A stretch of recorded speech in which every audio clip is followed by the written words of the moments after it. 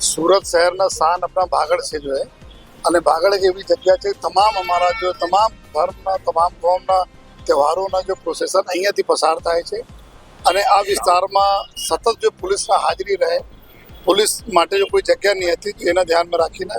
આજે પોલીસ સહાયતા કેન્દ્ર તરીકે અહીં ચોકી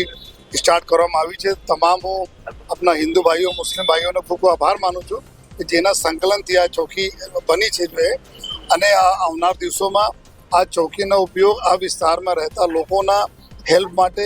કોઈ પણ નાના મોટા કોઈ પ્રશ્નો બનતા હોય એના માટે કોઈ નાના દીકરા દીકરીઓ કોઈ મિસિંગ થઈ જતા હોય તાત્કાલિક પોલીસ સહાયતા અહીંયા મળી જાય એના માટે અને આ ટ્રાફિક વ્યવસ્થા બી જાળવવા માટે આ ચોકી ખૂબ જ મદદરૂપ થશે। એના માટે હું માનનીય મેયર સાહેબને બી ખૂબ આભાર માનું છું કે જેના સહકારથી આ બધા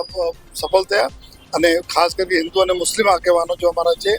જો મસ્જિદના ટ્રસ્ટીશ્રીઓ છે બધા લોકો જેના સહકારથી ઊભા થયા છે એના બી ખૂબ અમે આભાર માનીએ છીએ।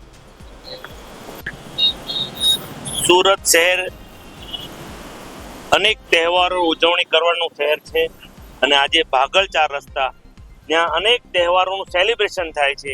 કોઈ મેચ જીતે તો તમામ સુરતીઓ રાત્રે અહીંયા આવીને સેલિબ્રેશન કરતા હોય છે। એટલે સુરત પોલીસ આજે પોલીસ કમિશનર ગેહલોતજીના માર્ગદર્શનમાં લોકોની સુખાકારી વધે જ્યારે અહીંયા ભીડ વધી જાય છે ત્યારે કાયમી અહીંયા પોલીસ રહે તે હેતુથી તે લોકોની સુખાકારી માટે આજે ભાગળ 4 રસ્તા માટે પોલીસની ચોકીનું આયોજન કર્યું છે। હું સુરત પોલીસને ખૂબ અભિનંદન આપું છું કે આ સુખાકારીનું કાર્ય કરવા બદલ।